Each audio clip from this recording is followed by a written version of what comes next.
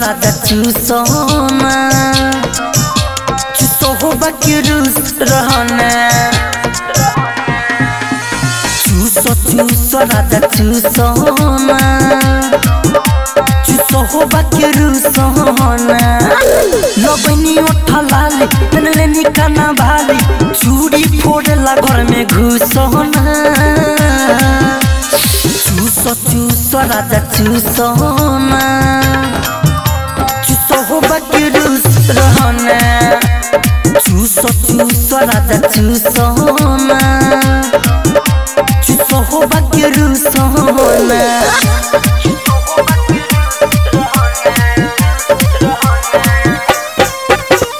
DJ विकास रीगा सीतामढ़ी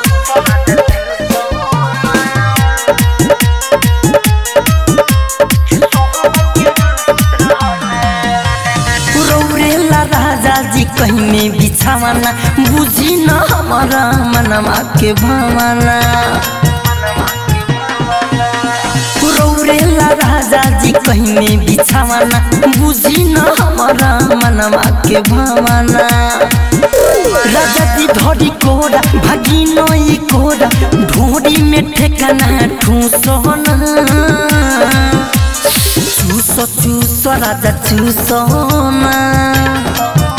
चूसो हो बाकी रूस रहना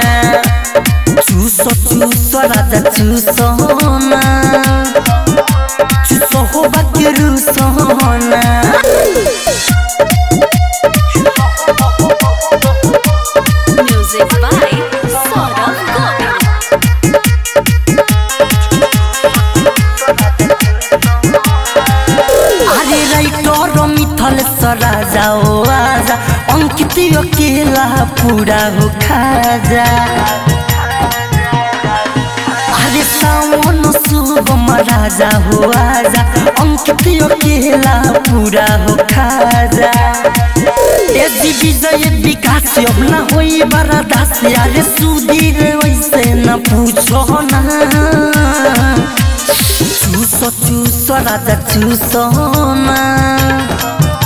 चूसो हो बाकी रूस रहना चूसो राजा चूसोना